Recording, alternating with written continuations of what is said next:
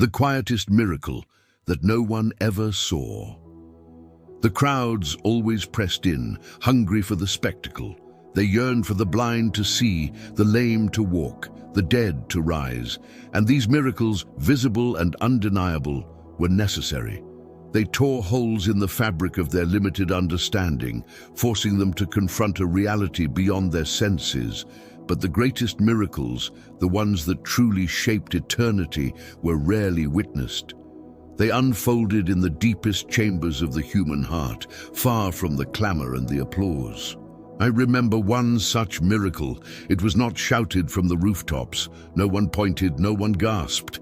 It left no visible mark on the physical world, yet it was a moment of profound transformation, a testament to the quiet power of my Father's love. It was the quietest miracle that no one ever saw. It happened in a small village, one I visited countless times, its name now lost to the winds of time. The houses were modest, built of sun-baked mud and stone.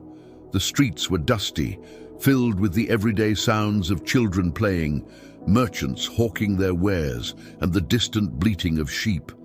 I'd been teaching in the synagogue, sharing parables about the kingdom, healing a few sick, and then I walked out, seeking a moment of peace. My disciples were with me, arguing, as disciples often do, about who among them was the greatest. Their hearts, though devoted, were still grappling with the worldly notions of power and prestige. I let them talk, listening with a patient sorrow, knowing that their own quiet miracles of humility were yet to unfold. As I walked, my gaze fell upon a woman. She was not asking for healing. She was not seeking a word of prophecy. She stood quietly by a well, drawing water, her posture slumped, her eyes downcast. Her face was etched with a profound weariness, not just of physical labor, but of spirit. Her clothes were simple, patched but clean. There was nothing outwardly remarkable about her. She was just another weary soul in a weary world. But I saw her. I saw beyond the surface. I saw the quiet, suffocating burden she carried. I saw the decades of unmet expectations, the unspoken disappointments, the wounds of casual neglect that had never healed. I saw a spirit that had slowly, imperceptibly, grown invisible to the world. She was a wife, a mother, a daughter. She fulfilled all her duties. She never complained. She never rebelled. She simply existed day after day, performing the endless, thankless tasks of her life. Her family loved her in their own way, but they did not see her. Her community respected her, but they did not know her. She had become a shadow of her true self, slowly fading from her own life. Her greatest pain was not a sudden, traumatic wound, but the slow erosion of hope. She longed for a touch, a word, a moment of recognition that would affirm her worth, that would remind her that she mattered. But such moments rarely came. Her life was a quiet, relentless act of giving, with little to nothing received in return. Her joy had withered, leaving behind a profound emptiness. She had learned to live with it, to function despite it, but the constant ache was there, a dull throb in the deepest part of her soul. As I walked past the well, she momentarily looked up. Our eyes met. It was only for an instant, a flicker of connection in the busy street. In that brief moment, no words were spoken, no miracle was commanded aloud, no hand was extended to touch. Yet, in that single profound glance, a conversation took place. I did not see her as a woman drawing water. I saw her as a beloved daughter of the Father. I saw her intrinsic worth, her silent sacrifices, her hidden pains. I saw the true beauty of her spirit, dimmed but not extinguished.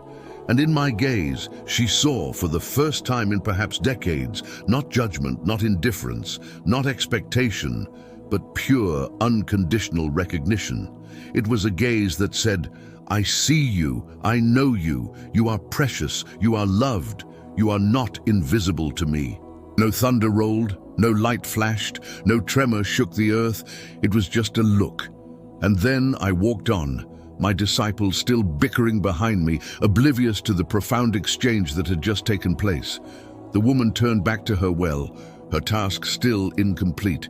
Nothing on the surface had changed, but everything had changed within her. In that single moment of my recognition, a seed was planted in her desolate heart, a tiny, miraculous seed of hope. The quiet ache that had been her constant companion began to recede. The weariness in her shoulders, while still physically present, was suddenly lighter. The invisible weight she carried was lifted, not by a grand gesture, but by the simple affirmation of her worth. She finished drawing her water, but her movements were no longer merely mechanical. There was a new purpose in her step. A subtle, internal light had been ignited within her. She walked home, not just as a woman returning to her duties, but as a woman who had been seen. This was the quietest miracle. No one saw it because it was not meant for human eyes. It was a miracle meant solely for her heart, a testament to the fact that my Father's power is not limited to the dramatic or the visible. His power is also found in the gentle whisper of affirmation, in the silent gaze of profound love. Perhaps you too feel invisible in a noisy world. Perhaps you carry quiet burdens that no one else sees, longing for a moment of pure, unconditional recognition. If this narrative of a hidden miracle speaks to your heart, inviting you to believe in the quiet power of my love, I invite you to subscribe now. Join a community that seeks to see the unseen, to hear the unheard, and to cherish the quietest miracles.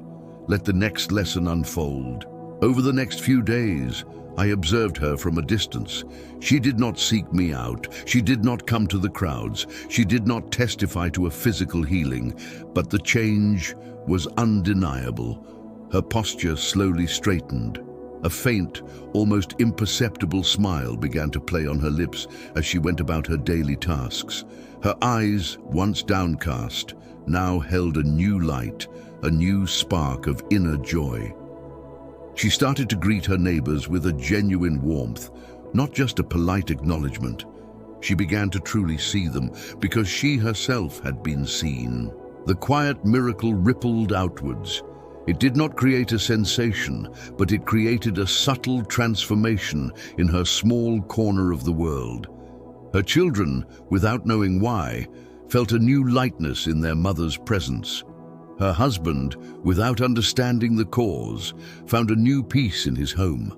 Her friends, without a dramatic explanation, noticed a newfound resilience, a gentle radiance in her spirit.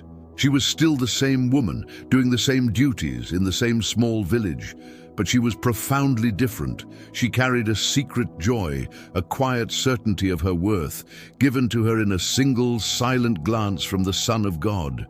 The miracle was not an escape from her circumstances, but a transfiguration of her inner landscape within those very circumstances. This is the nature of many of my Father's greatest works. They are not always found in the thunder and lightning, but in the gentle rain that nourishes the parched earth. They are not always found in the public square, but in the quiet garden of the soul. Think of the woman who silently reached out to touch the fringe of my garment, believing that a hidden, physical touch would bring her healing. The crowd saw her physical healing, but the quiet miracle, the one no one saw, was the healing of her faith. The moment her desperate hope overcame her shame and fear, that moment of internal courage was the truer miracle. Or consider the quiet miracle that happens when a hardened heart, after years of resistance, finally softens in the stillness of the night.